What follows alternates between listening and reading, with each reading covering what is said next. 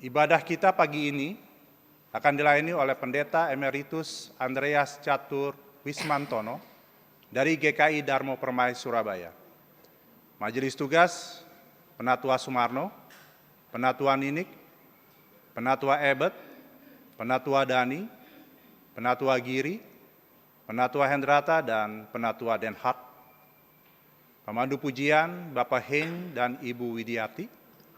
Pengiring pujian Servideo, pengisi pujian Sola Gracia Reborn Choir. Multimedia dan sound system Saudara Michelle, Saudara Sugeng, dan Bapak Richard.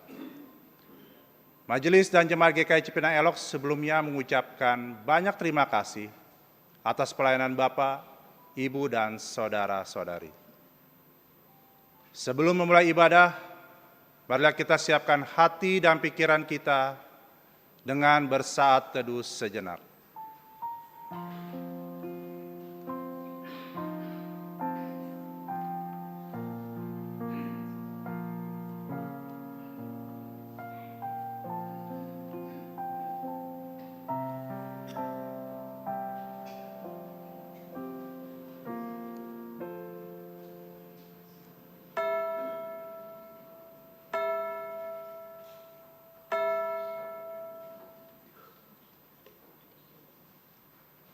Hari terus berganti, hidup kita berpacu dalam putaran waktu.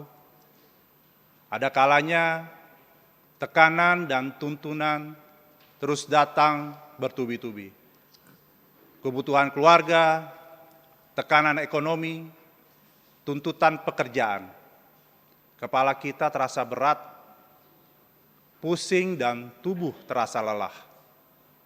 Pagi ini, mari lepaskan penat, teduhkan hati, dan angkat kepala Tuhan, kepada Tuhan. Dia Sang Pencipta dan Pemilik hidup kita, mau memperhatikan keadaan kita. Mari Bapak Ibu, Saudara-saudari, bersama-sama bangkit berdiri dan menyanyikan lagu dari Kidung Keesahan 10, Bersoraklah Hai Alam Semesta.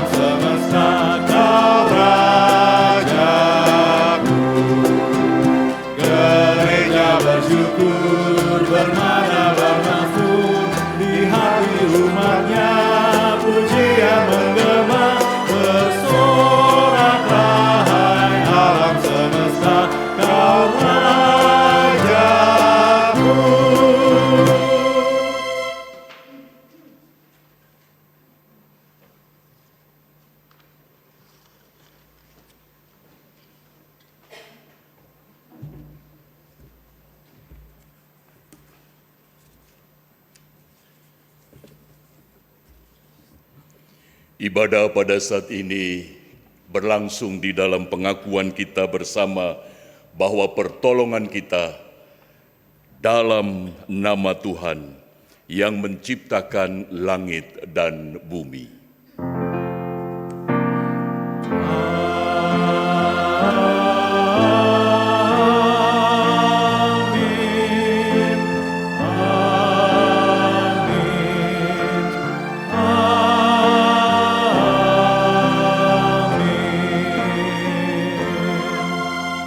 Tuhan beserta saudara. Dan beserta saudara juga.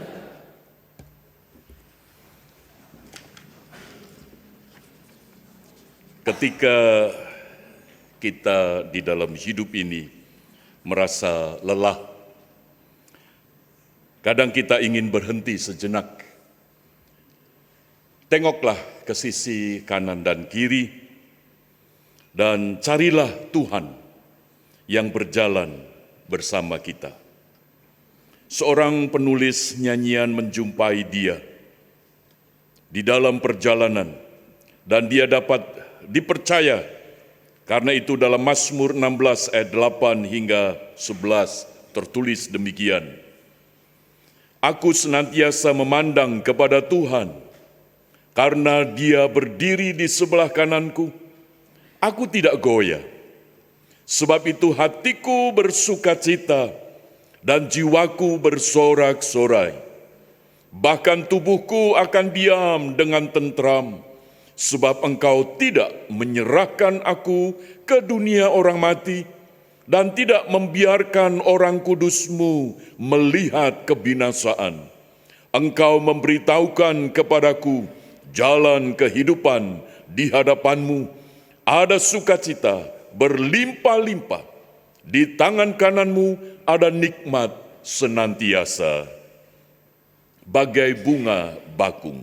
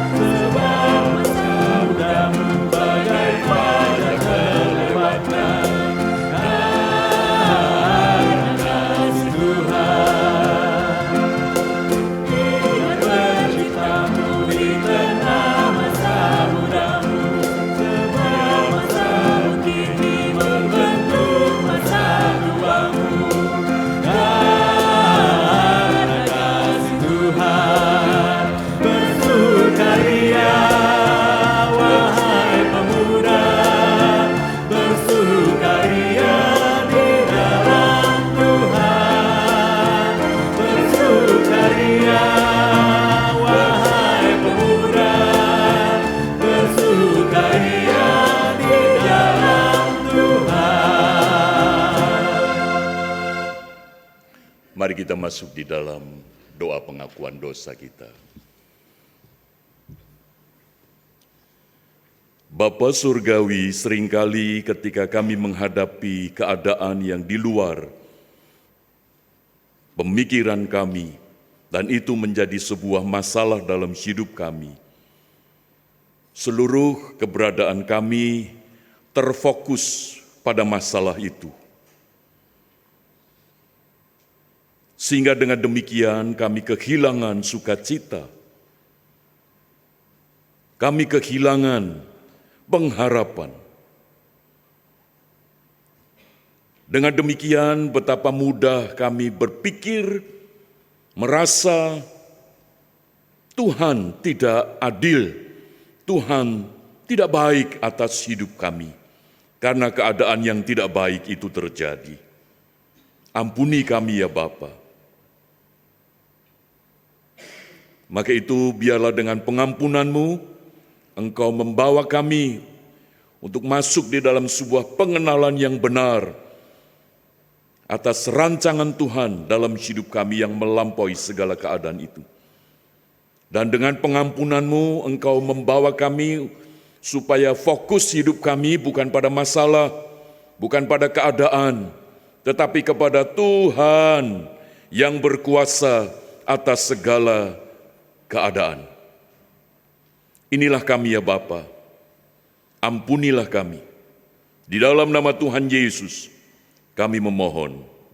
Amin.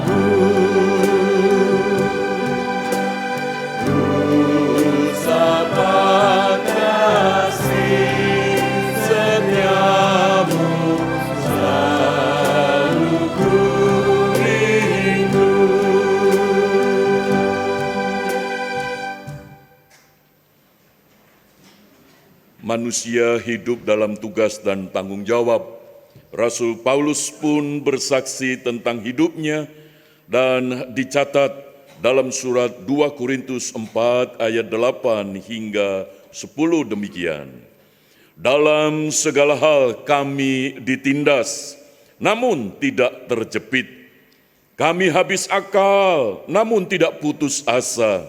Kami dianiaya, namun tidak ditinggalkan sendirian. Kami dihempaskan, namun tidak binasa. Kami senantiasa membawa kematian Yesus di dalam tubuh kami, supaya kehidupan Yesus juga menjadi nyata dalam tubuh kami. Di dalam Kristus engkau telah diampuni. Di dalam Kristus engkau pun telah diampuni. Damai Kristus bagimu. Damai Kristus bagimu juga. Mari kita sambut berita anugerah dari Allah dengan saling memberikan salam damai sambil menyanyikan pujian Bersukacitalah selalu.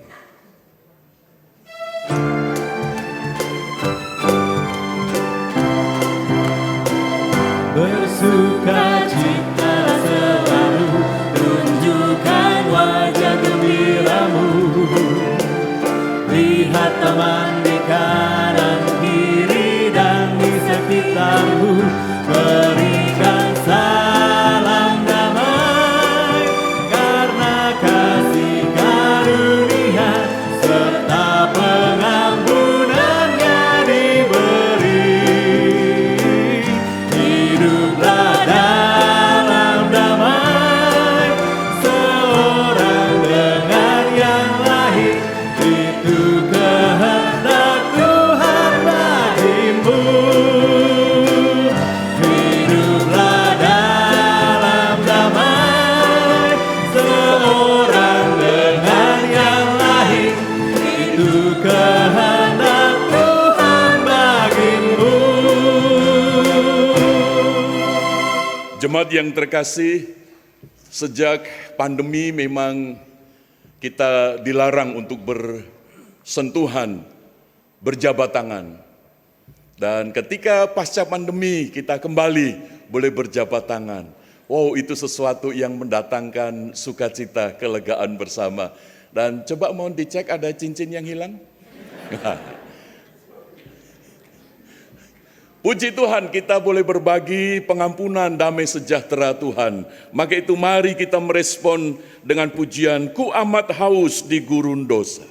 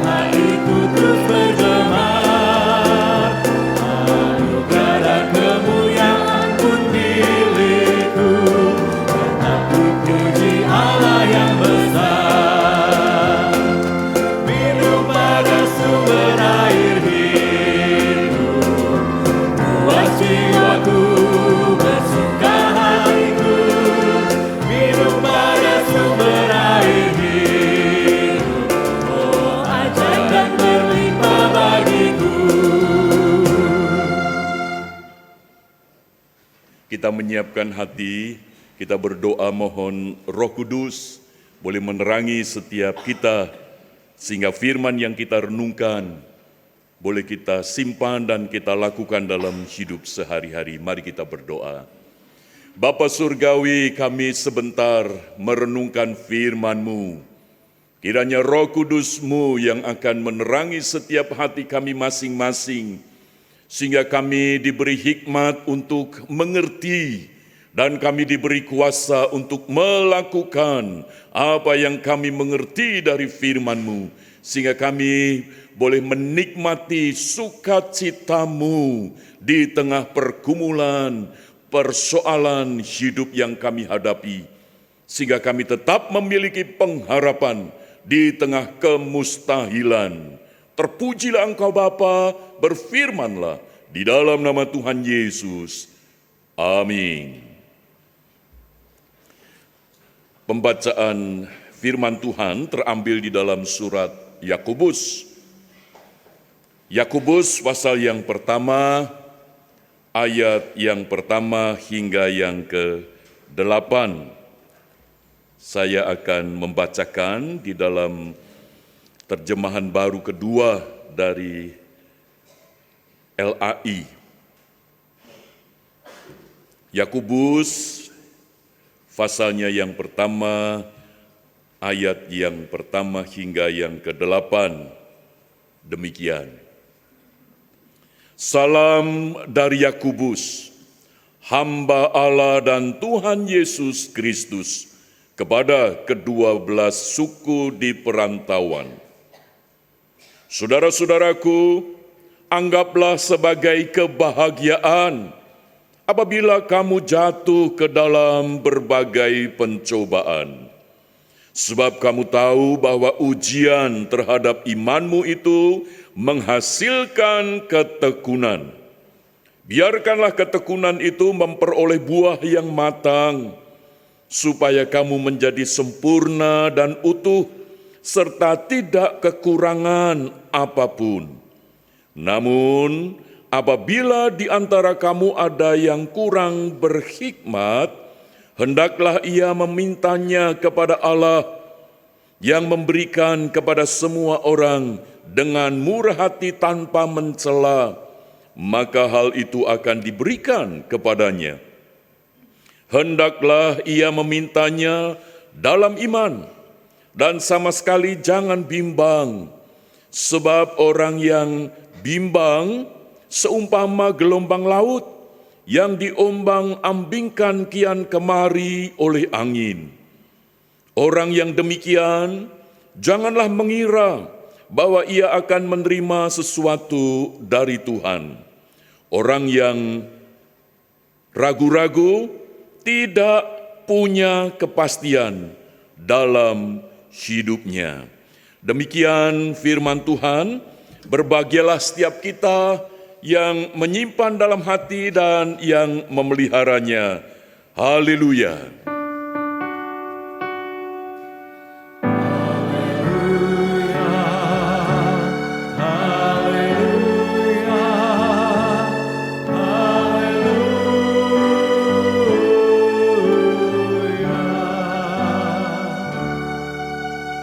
Shalom. Selamat pagi. Bagi yang ikut retreat sehari kemarin, pasti akan tahu dengan perbedaan nada yang saya ucapkan. Puji Tuhan. Bersyukur kepada Tuhan, Tuhan menopang di dalam setiap perjalanan kehidupan kita. Tema yang kita akan kumpulkan bersama pada saat ini, sukacita dalam tekanan, keteguhan iman di tengah ujian. Ini tema yang mengisahkan tentang kehidupan yang paradoks. Artinya, di satu waktu yang bersamaan kita bisa mengalami dua hal yang berbeda, yang seolah-olah bertolak belakang. Sukacita harusnya keadaannya baik, senang. Tetapi di sini justru sukacita dalam tekanan. Sesuatu hal yang tidak mudah untuk kita hadapi. Maka itu jemaat yang terkasih di dalam Tuhan, kita akan bersama-sama mendasarkan daripada firman Tuhan mengenai tema ini. Sebab dari apa yang kita baca tadi, kita bisa menemukan paradoks di dalam hidup kita itu memang tidak bisa dihindarkan. Jadi ketika ada pergumulan, tidak identik atau tidak sama dengan hidup kita terpuruk, hidup kita menjadi tidak berpengharapan. Justru di dalam keadaan seperti itu, kita akan menemukan rancangan Tuhan dan kita bisa tetap memiliki pengharapan. Bapak, Ibu, dan Saudara yang terkasih di dalam Tuhan, realita hidup kita itu memang di dunia ya seperti ini. Kita bisa gagal, sekalipun kita pernah berhasil. Kita bisa mengalami kondisi yang terpuruk, sekalipun kita juga pernah mengalami kondisi sukses. Hidup kita ini juga pernah mengalami satu kepedihan, sekalipun kita pernah bahagia. Kita bisa mengalami satu kepiluan, sekalipun kita pernah mengalami kegembiraan. Dan di dalam hidup kita, kita pernah mengalami kondisi yang sehat, tetapi juga mengalami kondisi yang sakit. Bahkan ada sakit yang sangat lama, sehingga itu mendatangkan penderitaan. Tetapi di balik penderitaan pun kita juga pernah merasakan satu ketenangan. Jadi hidup kita ini penuh dengan paradoks. Sesuatu hal yang tidak baik menurut kita, tetapi ada di dalam kebaikan Tuhan menurut firman Tuhan. Dan itu yang harus kita jalani hari demi hari. Bapak, Ibu, dan Saudara yang terkasih di dalam Tuhan, kondisi hidup kita ini sejatinya merupakan satu bagian di mana kita dibentuk oleh Tuhan. Jadi hidup kita ini ada di dalam satu pembentukan iman. Perjalanan dengan segala peristiwa itu menyadarkan kita bahwa hidup kita ini sedang disiapkan oleh Tuhan untuk masuk di dalam kekekalan. Iman kita ini disiapkan, dibentuk supaya tiba waktunya kita ini akan berjumpa dengan Tuhan. Allah Bapa, Allah Anak, Allah Roh Kudus di dalam kekekalan. Sadarkah Bapak Ibu bahwa hidup kita saat ini tidak sedang menjauhi kematian, tetapi sedang mendekati kematian. Betul enggak? Jadi kalau Bapak Ibu ulang tahun, ketika dinyanyikan panjang umurnya, apakah betul panjang umur atau pendek umur? Jadi kalau nanti ulang tahun nyanyinya pendek umurnya, biar lebih irit, tidak ada pesta lagi. Karena apa? Tambah mendekati kematian. Nah, ketika ada kesadaran yang demikian, Yakobus mengajak kita sadari bahwa hidup kita itu walaupun mengalami kondisi-kondisi yang sulit, kita ini sedang dibentuk oleh Tuhan. Menarik sekali surat Yakobus ini, di mana Yakobus menuliskan kepada saudara-saudara kedua belas suku di perantauan. Ini sangat jelas sekali Yakobus menjelaskan. Dan Yakobus merupakan salah satu rasul Tuhan Yesus. Dia sebagai seorang Yahudi asli, maka ketika dia tahu di antara kedua belas suku, di mana orang-orang Yahudi ada yang percaya kepada Kristus, yang tersebar di berbagai tempat, itu sedang mengalami satu pergumulan iman mereka. Mereka sebagai pengusaha, mereka sebagai pejabat dimanapun berada, karena iman kepada Kristus, mereka mengalami pergumulan. Nah, untuk itulah Yakobus menguatkan di dalam hidup setiap orang yang percaya. Supaya di dalam kondisi yang paradoks itu, memang yang terjadi, dialami, dirasakan, itu adalah sebuah penganiayaan, ada di dalam tekanan. Tetapi di balik semuanya itu, Rasul Yakobus ingin mengingatkan bahwa hidup di dalam Kristus, sebagaimana Kristus katakan, pikulah salib, menyangkal diri. Tuhan Yesus tidak menjanjikan satu keadaan yang baik, mulus, tetapi satu kondisi di mana setiap orang itu memikul salib. Artinya di tengah penderitaan ada rencana Tuhan.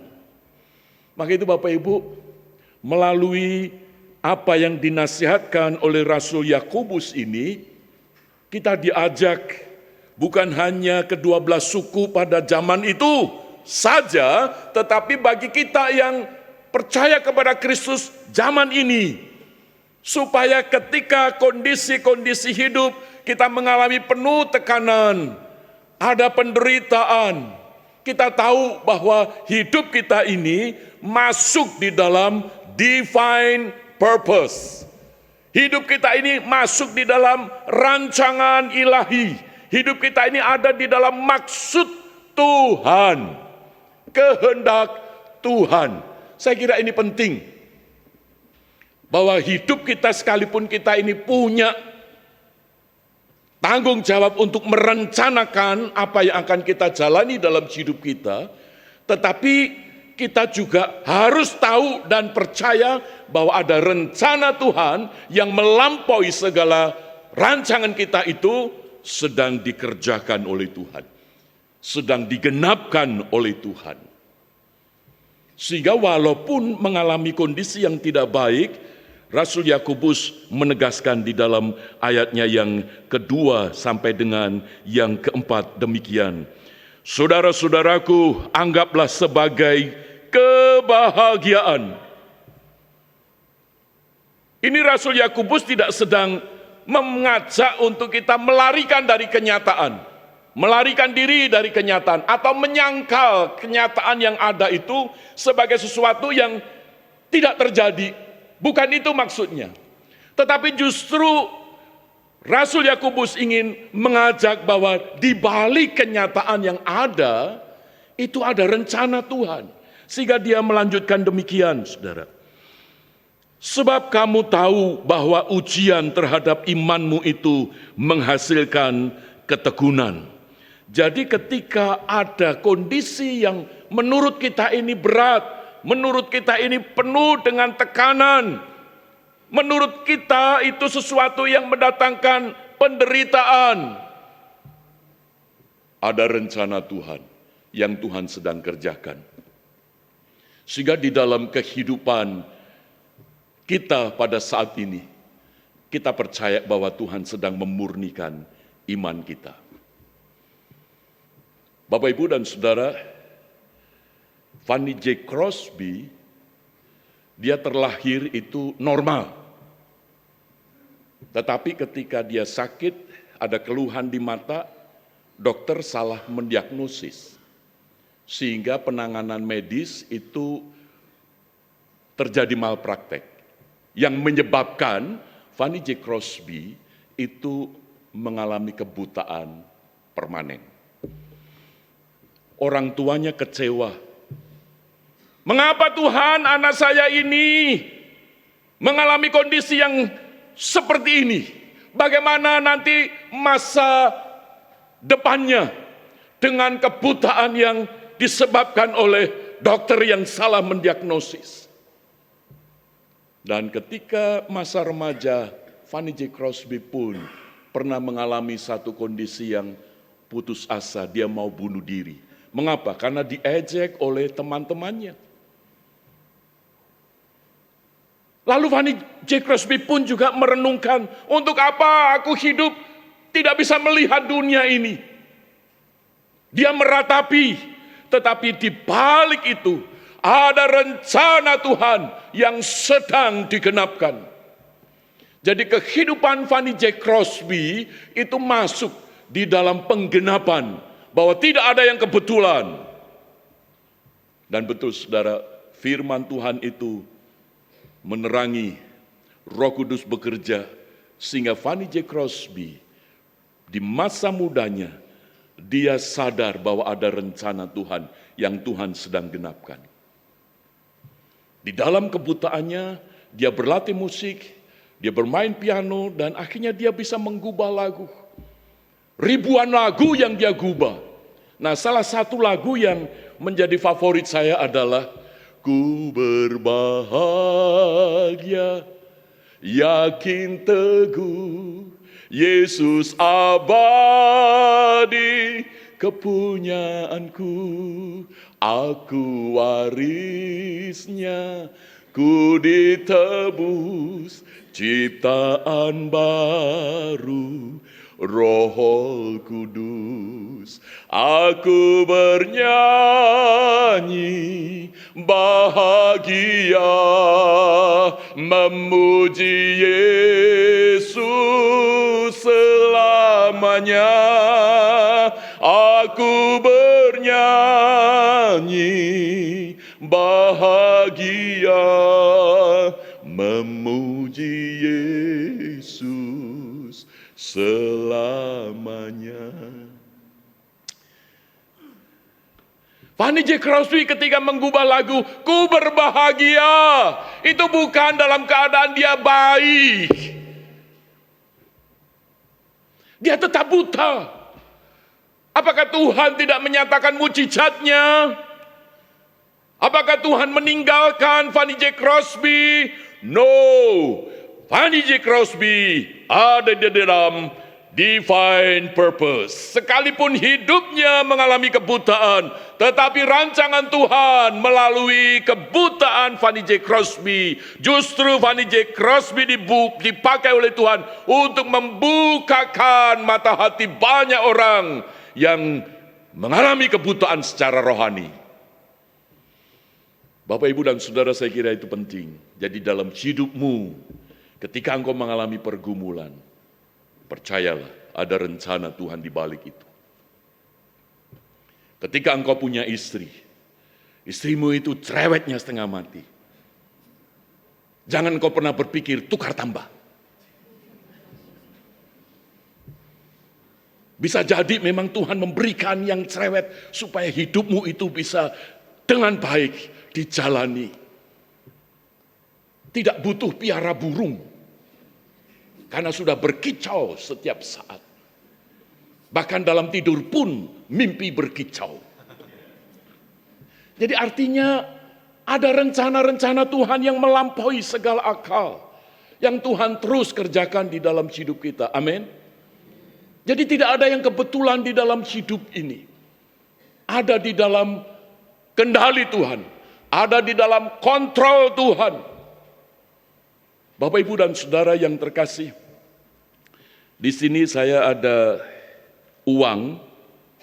Kira-kira kalau Bapak Ibu disuruh memilih uang 1.000 dengan uang 20.000, kira-kira Bapak Ibu pilih yang mana? 20 ya. Apalagi ibu-ibu, waduh itu tajam sekali penglihatannya. Ya, seperti mata Raja Wali. Dari kejauhan sudah bisa membedakan mana yang 20.000, mana yang 1.000. Nah, mengapa Bapak Ibu pilih yang 20.000? Karena nilainya lebih tinggi dibanding yang 1.000. Tetapi kalau Bapak Ibu tahu bahwa di balik uang 1.000 ada nempel uang 100.000. Ini 100.000. Nah, Bapak Ibu masih mau pilih 20.000? Kenapa? Karena ada uang 100.000, uang tertinggi, nilai uang tertinggi di rupiah.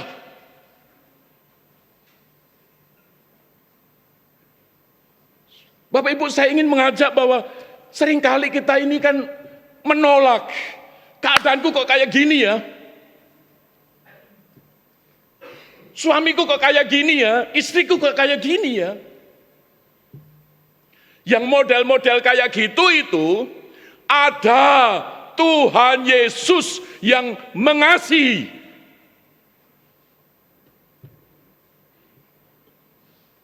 Walaupun ini mengecewakan, Tuhan Yesus mengasihi pasangan kita. Keadaan kita ini kok membuat kita ini jadi sulit, susah, dan seterusnya. Tuhan Yesus berkuasa atas keadaan itu. Sehingga di dalam keadaan yang penuh tekanan, kita masih bisa bersuka cita. Siapa yang tadi pagi bangun tidur, bersyukur kepada Tuhan atas pasangan hidupnya yang masih ada? Siapa? Angkat tangan. Oh, enggak ada. Oh, puji Tuhan, ada satu, Pak Ivan. Pak Jeril enggak bersyukur? Langsung angkat tangan. Oh iya Pak, bersyukur. Keadaan apapun. Dan setelah bersyukur diapain istrinya? Enggak usah dijawab. Bapak Ibu, kondisi apapun, pekerjaan yang saat ini sedang sulit, ekonomi yang saat ini sedang berat, apapun, jangan sampai semua keadaan itu yang membuat kita tertekan, lalu merampas sukacita yang Tuhan berikan di dalam hidup kita. Sehingga saya mengajak, ketika suami mendapati istri menjengkelkan, nyanyikanlah referen daripada lagu Fanny J. Crosby lagi. Aku Nah, aku bernyanyi. Jadi kalau istrimu lagi jengkelkan, suami di depan istri, aku bernyanyi bahagia. Ini sejengkel-jengkelnya, apa istri yang membuat dia akan berubah jadi baik. Amin. Walaupun apalagi suaranya fales. Jadi wes tidak mau yang aneh-aneh lagi supaya tidak nyanyi suaminya. Bapak Ibu, itulah sukacita yang Tuhan inginkan di dalam kehidupan kita. Yang kedua, bahwa melalui keadaan-keadaan yang sulit itu Tuhan mau supaya kita ini memiliki divine perspective, sudut pandang ilahi. Bahwa hidup kita ini bukan karena persepsi kita, pengertian kita tentang hidup yang kita sedang jalani, tetapi ada perspektif ilahi bahwa saudara dan saya, kita hidup ini itu ada di dalam rancangan Tuhan. Kita tidak pernah merencanakan kita lahir di dunia ini. Kita tidak bisa memilih, saya mau lahir di keluarga seperti apa. Tidak bisa. Tetapi ketika kita ada, itu karena ada rancangan Tuhan. Nah, perspektif ini yang perlu kita miliki. Maka itu Rasul Yakobus mengajak supaya kita ini boleh memiliki sudut pandang ilahi terhadap segala keadaan. Sehingga di dalam ayat yang kelima di sana dikatakan, namun apabila di antara kamu ada yang kurang berhikmat, hendaklah ia memintanya kepada Allah yang memberikan kepada semua orang dengan murah hati tanpa mencela, maka hal itu akan dianugerahkan kepadanya. Hendaklah ia memintanya dalam iman dan sama sekali jangan bimbang. Inilah divine perspective, sehingga membuat kita ini tough, membuat kita ini mantap, membuat kita ini kokoh. Karena perspektif yang kita miliki itu dari perspektif Tuhan. Sehingga kita tidak pernah mudah berkeluh kesah, mudah kecewa, bahkan mudah sakit hati kepada Tuhan. Oh Tuhan, mengapa Engkau memberikan kepada saya seorang suami yang seperti ini?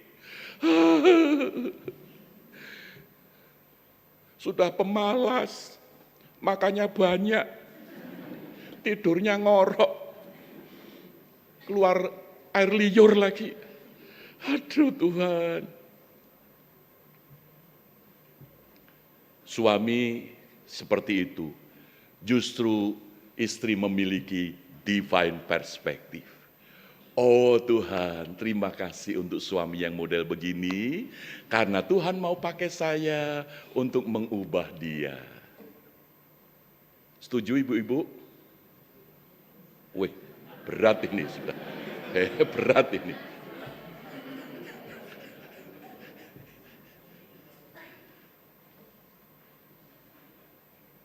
Seringkali kan perspektif kita kalau punya pasangan yang menguntungkan kita, yang menyenangkan kita, yang membahagiakan kita, yang memuaskan kita, pengennya kan begitu. Jadi ketika kita ini tidak dibahagiakan, kita tidak disenangkan, kita tidak dipuaskan, kita tidak dicukupkan dan seterusnya, ada hak untuk kita mengatakan, kamu ini orang yang tidak tahu diuntung. Bapak, Ibu, dan Saudara, justru di balik kondisi seperti itu, Tuhan mau pakai saudara dan saya. Bahwa kita ini perlu tahu, kita bukan orang yang sempurna. Tetapi yang tidak sempurna ini Tuhan pertemukan, supaya yang tidak sempurna menyempurnakan yang tidak sempurna. Sehingga kedua yang tidak sempurna ketika ketemu, kesempurnaan kasih Allah itu baru akan berlimpah-limpah. Bapak, Ibu, dan Saudara, kalau Rasul Yakobus tadi mengatakan, mintalah hikmat. Bapak, Ibu, pernah berdoa kepada Tuhan untuk pasangannya? Yang kemarin saya tanyakan di dalam retreat pasangan suami istri itu, biasanya kalau kita berdoa untuk pasangan itu, Tuhan berikan kekuatan, kesehatan, Tuhan berikan kesetiaan, dan sebagainya. Pernahkah kita memintakan, ini kok kelihatannya suamiku ini bolak-balik, suka ngeles, bohong, berdusta. Kalau ditanya begini jawabannya bisa lain. Wah, ini tidak punya hikmat ini. Doakan suamimu, tumpang tangan dalam nama Yesus. Hikmat berubah. Itu akan menolong supaya kita ini dalam berelasi. Maka itu melalui firman Tuhan ini kita disadarkan bahwa Tuhan itu turut bekerja, Bapak Ibu. Percaya atau tidak? Oh, saya sangat percaya bahwa Tuhan itu turut bekerja. Kalau Tuhan tidak turut bekerja, mungkin saat ini kita tidak kuat menjalani perjalanan hidup keluarga kita, pasangan kita di dalam sebuah pernikahan. Karena seringkali kita mendapati kondisi yang mengecewakan. Tetapi justru disitulah iman kita ini diuji. Supaya kita ini teguh, tidak mudah terombang-ambing. Maka itu kalau ada suami yang di luaran, itu akhirnya menjalin sebuah relasi dengan wanita lain, itu menandakan bahwa dia sedang terombang-ambing. Tidak punya perspektif yang jelas sesuai dengan firman Tuhan. Karena perspektif kita, orang yang berdosa, itu selalu melihat, itu gampang sekali ngezoom. Itu yang lemah, yang kurang, yang mengecewakan, itu gampang sekali, saudara. Istri pun juga begitu. Apalagi istri itu diberi kemampuan oleh Tuhan mengingat, itu daya ingatnya itu lebih tajam daripada laki-laki. Betul, Ibu-ibu? Oh, Pak, aku masih ingat ya, kamu 5 tahun yang lalu, 5 tahun, saudara, itu sudah 5 kali Imlek. Waktu Imlek itu ya, kamu tidak kasih angpau kepada mamaku. Loh, aku kasih. Kasih kapan? Loh, kan setelah itu aku kasih terus. Lah, tapi yang 5 tahun, loh yang diingat itu yang 5 tahun. Bapak, Ibu, dan Saudara, ini memberikan satu gambaran bahwa kita ini perlu tahu kalau saat ini kita masih bisa utuh, itu karena Tuhan yang bekerja. Mungkin di antara kita ada yang pernah merencanakan untuk meninggalkan, berpisah satu sama lain. Tetapi kalau saat ini masih tetap bisa bersama bertahan, itu karena Tuhan turut bekerja dalam hidupmu. Ketika engkau sudah tidak kuat, tidak tahan di dalam pekerjaan yang hari-hari engkau lakukan karena seolah-olah engkau tidak pernah untung di dalam pekerjaan itu, tetapi engkau masih tekun di dalamnya karena Tuhan turut bekerja dalam hidupmu. Ketika engkau merawat orang tuamu, engkau sudah putus asa karena secara ekonomi pas-pasan. Tetapi orang tuamu dalam kondisi itu, engkau tetap bertahan merawat orang tuamu. Itu karena Tuhan turut bekerja. Satu kali saudara, saya pernah diminta oleh salah seorang jemaat, Pak Pendeta, Pak Catur, tolong dong mama saya didoakan. Oh, doa apa? Doa pelepasan. Loh, maksudnya doa pelepasan? Ya, doa penyerahan maksudnya. Loh, maksudnya diserahkan gimana? Ya, Tuhan cepat panggil lah. Terus saya tanya, kenapa? Ya sudah lama, 5 tahun berbaring di tempat tidur. Kami sudah tidak kuat. Kakak saya sudah tidak mampu lagi membiayai. Adik-adik saya juga tidak mampu karena kebutuhan ekonomi yang lain. Terus maksudnya ibu, saya meminta untuk mendoakan supaya Tuhan cepat panggil. Kalau betul Tuhan cepat panggil, ibu siap. Mikir lagi, saudara. Bapak, Ibu, dan saudara, ketika doa penyerahan saya lakukan, saya kumpulkan semua saudara-saudara, anak-anaknya itu, saya jelaskan bahwa jangan sampai hatimu, hati kalian ini meminta Tuhan mempercepat panggilannya. Ada waktunya. Lah Pak, kami sudah tidak mampu. Justru ketika engkau tidak mampu, itulah engkau akan melihat bagaimana Tuhan bekerja. Dan sampai sekarang tante itu belum dipanggil Tuhan. Dan sampai sekarang anak-anaknya pun dimampukan untuk tetap merawat orang tuanya. Bapak Ibu, itulah divine perspective. Jadi ada rancangan Tuhan yang sedang digenapkan, dan kalau Tuhan sedang menggenapkan rancangannya, Dia tidak membiarkan sendirian. Dia akan turut bekerja di dalam kehidupan kita. Bapak, Ibu, dan Saudara, Tuhan tidak pernah meninggalkan orang percaya. Dan di abad 18 di Inggris, di kota London, saudara, ada seorang bernama George Muller. Dia ketika melihat anak yatim piatu di jalanan, dia terpanggil untuk merawat anak-anak ini. Jadi dia mendirikan panti asuhan di Bristol, Inggris. Saudara, dia bukan orang kaya, tidak ada donatur tetap, tetapi dia terpanggil bahwa dia ada di dunia ini untuk menjadi kepanjangan tangan Tuhan menolong anak-anak yatim piatu itu.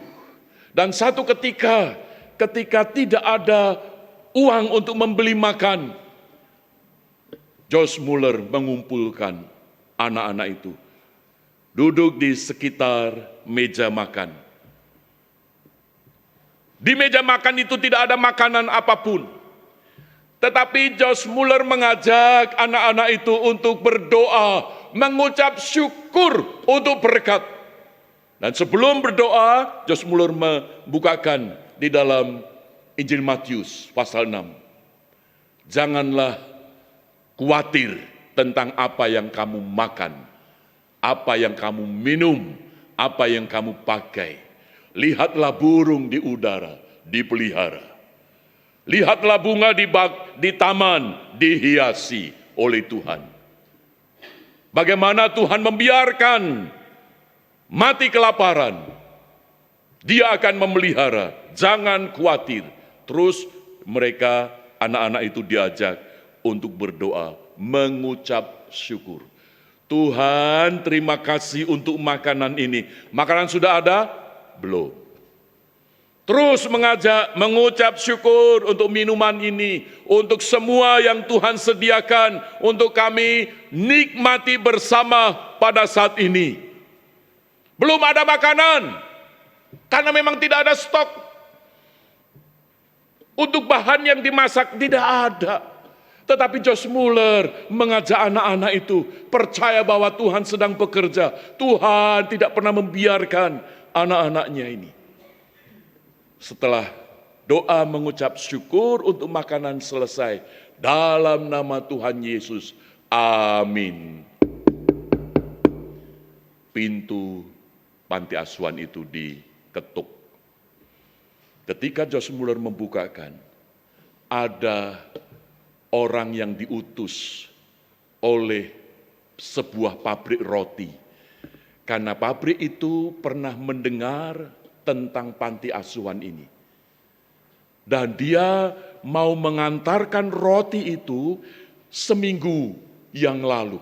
Tetapi karena kesibukan sehingga tidak diantar. Dan hanya waktu itu diantarkan. Bayangkan Bapak Ibu. Sehingga ketika anak-anak melihat ada roti itu bersukacita. Luar biasa. Bersukacita di tengah tekanan. Dan itu diuji iman untuk tetap teguh. Percaya bahwa Tuhan menyediakan. Amin. Dalam hidupmu, ketika engkau bergumul tentang rumah tanggamu, Tuhan sediakan. Ketika engkau bergumul dengan pekerjaanmu, Tuhan yang buka jalan. Dan kejadian yang berikutnya, ketika Josh Muller merasakan bahwa sudah lama anak-anak ini tidak minum susu, saudara.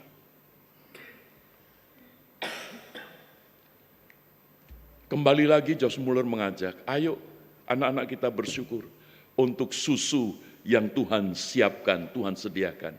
Anak-anak aja ada yang, loh ini belum ada kok kita bersyukur. Gitu. Tapi disitulah kembali, diajak anak-anak menyanyikan satu pujian. Kami memuji kebesaran-Mu, ajaib Tuhan, lalu bersyukur untuk susu. Betul saudara, setelah amin diketuk kembali. Ada tukang susu yang bawa susu yang hari itu pas mau jatuh tempo expirednya. Jadi kan belum expired kan hari itu. Oh itu berapa botol diberikan. Wow luar biasa. Bapak Ibu, di dalam pergumulan hidup kita, biarlah kita tetap percaya, bersukacita, karena Tuhan turut bekerja. Hidup kita ini masuk di dalam divine purpose. Dan hidup kita ini ada di dalam divine perspective. Sehingga ketika kita menilai hidup ini, kita menilainya dengan rancangan Tuhan berdasar firman Tuhan. Nantikan pintu hidup saudara ada yang mengetuk. Dan berkat itu dicurahkan dalam hidup kita. Amin. Tuhan Yesus memberkati kita sekalian. Mari kita mengambil saat hening dan paduan suara mempersiapkan untuk mempersembahkan pujian.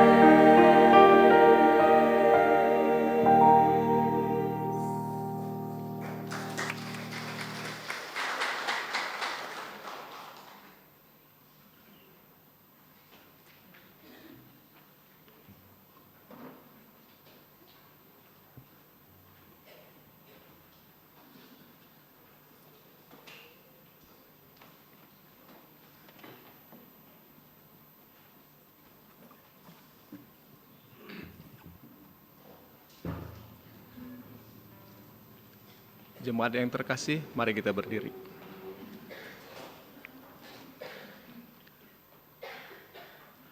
Marilah kita bangkit berdiri bersama dengan umat Allah di masa lalu, masa kini, dan masa depan.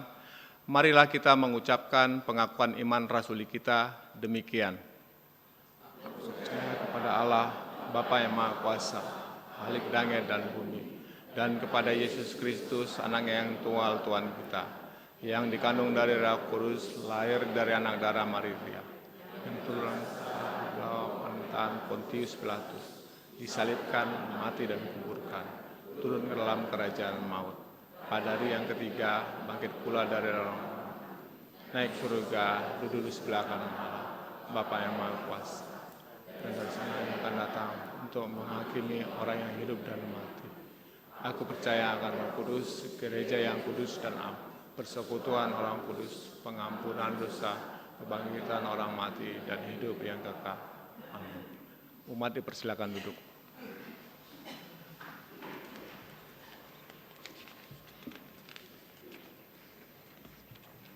Kita akan masuk di dalam doa syafaat.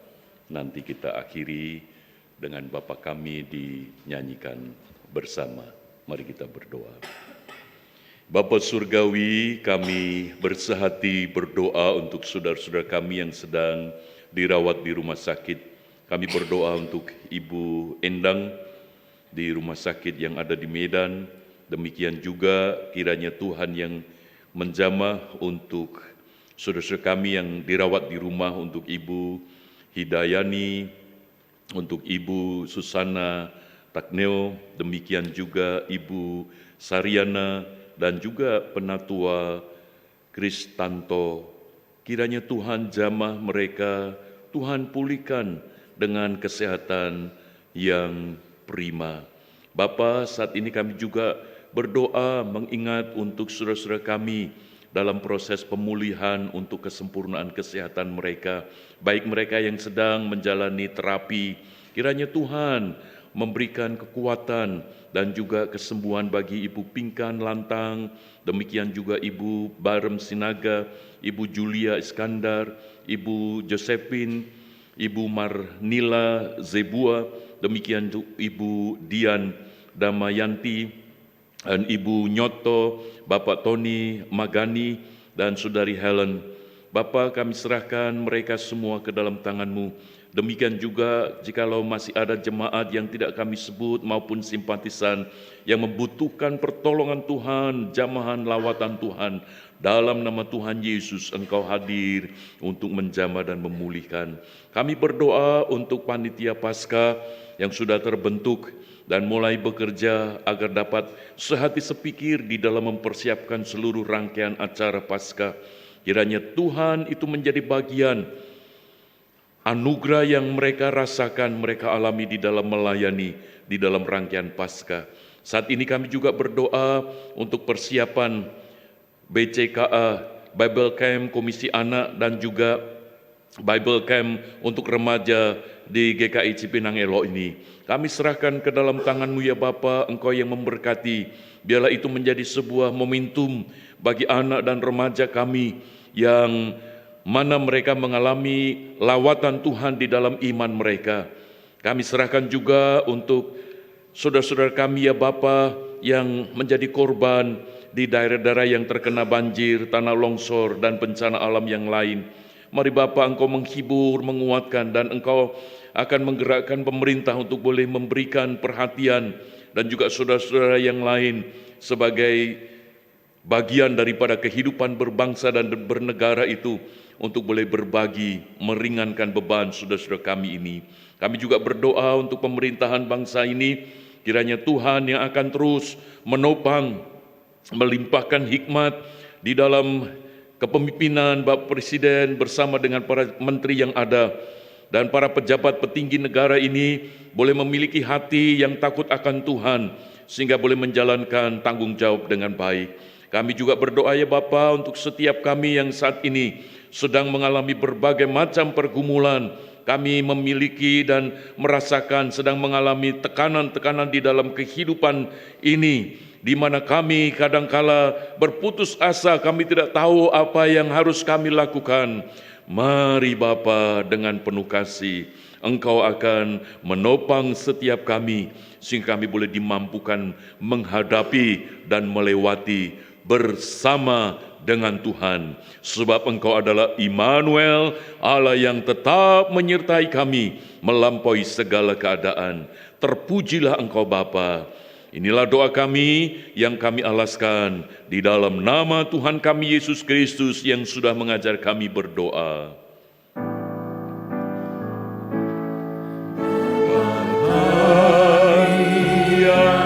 Ada di surga, dikuduskanlah nama-Mu, datanglah kerajaan-Mu, jadilah kehendak-Mu di bumi seperti di surga. Beri kami hari ini makanan yang secukupnya, ampuni salah kami seperti kami ampuni yang bersalah pada kami. Jangan bawa kami dalam pencobaan, melainkan lepaskan kami dari yang jahat. Sebab Kaulah yang punya kerajaan dan kuasa dan kemuliaan sampai selama-lamanya. Amin.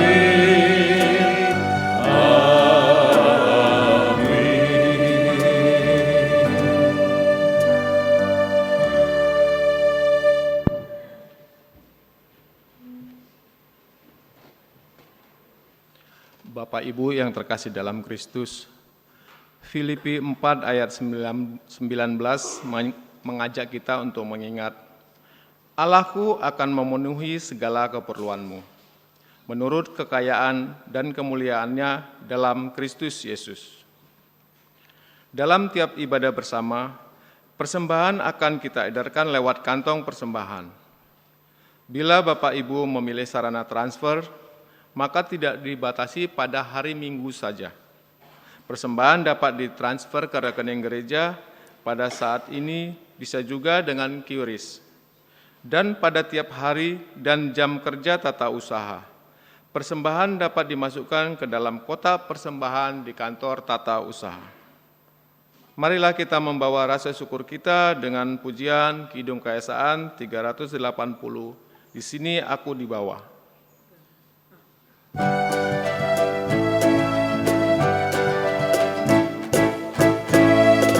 sini aku bawa Tuhan, persembahan hidupku semoga berkenan.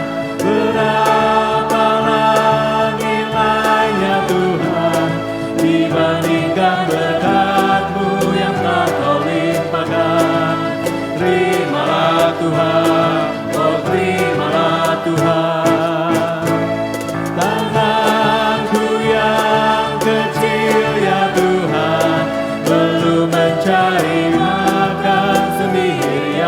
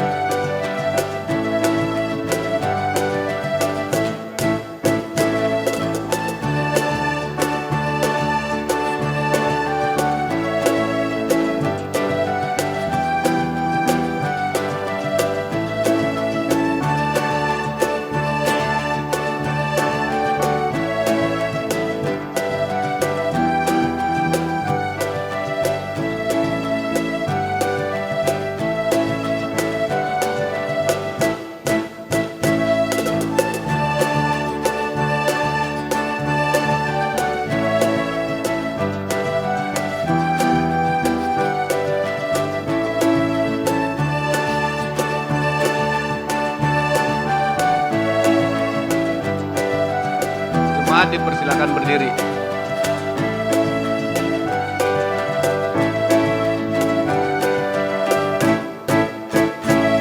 Ku ingat firman-Mu ya Tuhan, yang mengajarkan kami mengingat yang kecil. Berkati semuanya Tuhan, supaya persembahan tetap mengalir terus. Terima Tuhan, oh terima Tuhan. Umat yang terkasih dalam Yesus, marilah kita berdoa. Terima kasih Bapa atas hari indah yang Kau berikan pada kami pada saat ini Tuhan. Kau telah memberikan berkat-berkat-Mu yang terindah buat kamu dan kasih karunia. Pada saat ini kami juga membawa persembahan Tuhan. Kiranya Kau layak dan kuduskan persembahan kami Tuhan, yang agar dapat dipergunakan untuk memperlebar kerajaan-Mu dan melayani di gereja-Mu. Terima kasih Bapa, dalam nama Yesus kami berdoa dan mengucap syukur. Amin. Bapak, Ibu, dan Saudara, saya menginfokan saja, saya ada tulis buku mengenai bagaimana merawat pernikahan dari konsep Imago Dei, Image of God. Buku ini terbatas dan saya menyiapkan ada di tata usaha, jadi kalau Bapak Ibu berkenan silahkan dengan mengganti ongkos cetak. Dan ini yang kemarin di Retreat Pasutri saya berbagi pengalaman di dalam perspektif merawat pernikahan di dalam konsep Imago Dei, bahwa setiap suami istri itu telah dicipta baru, ada gambar Allah yang baru Tuhan berikan karena iman kepada Kristus, sehingga disitulah kita bisa menikmati kebahagiaan, damai sejahtera di dalam pernikahan. Puji nama Tuhan. Mari kita akan mengakhiri ibadah kita dengan pujian Tabur Waktu Pagi, Tabur Benih Kasih.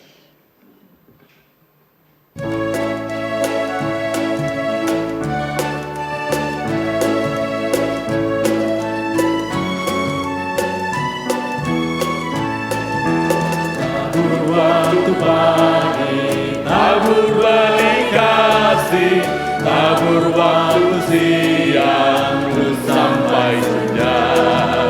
Nanti kau tuayan pada musim panen, kita akan bersuka bawa berkasnya, masuk lumutnya. Kita akan bersuka bawa berkasnya, masuk lumutnya. Kita akan bersuka bawa berkasnya.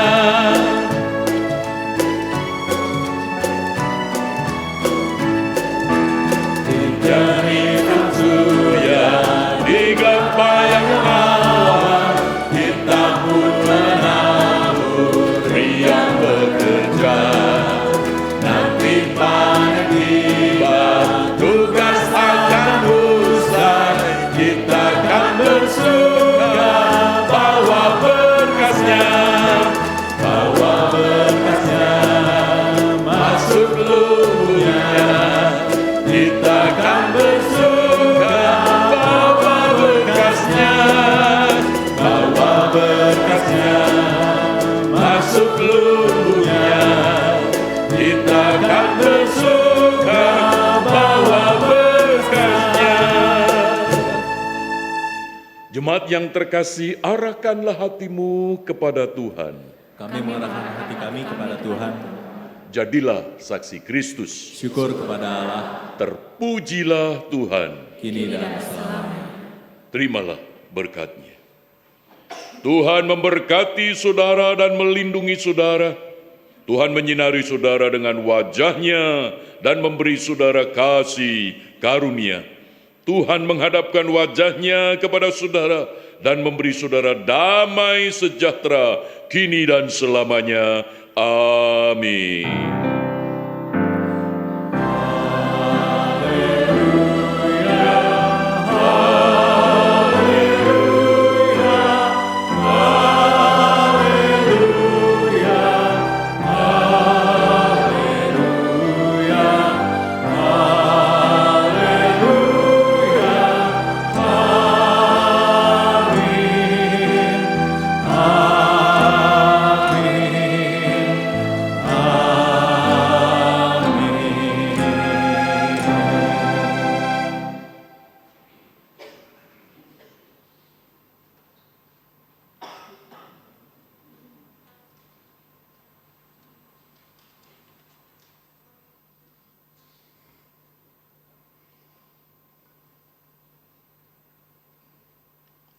Marilah kita kembali menyanyikan nyanyian Kidung Baru 208, Tabur Waktu Pagi.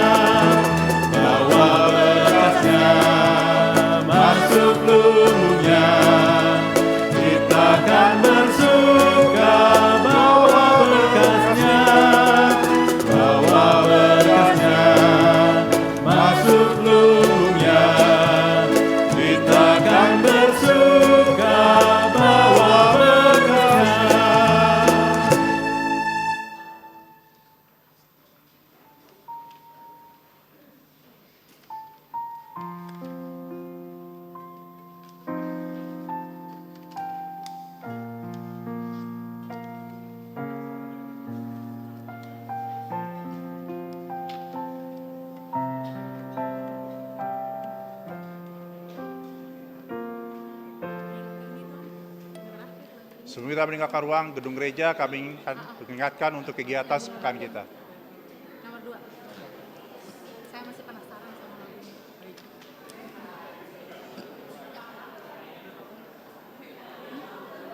Dua aja ya. Baik 1-2 aja ya. Enggak bentar, biar 12 ribu. Biar 12 ribu. Selamat hari Minggu, Tuhan Yesus memberkati.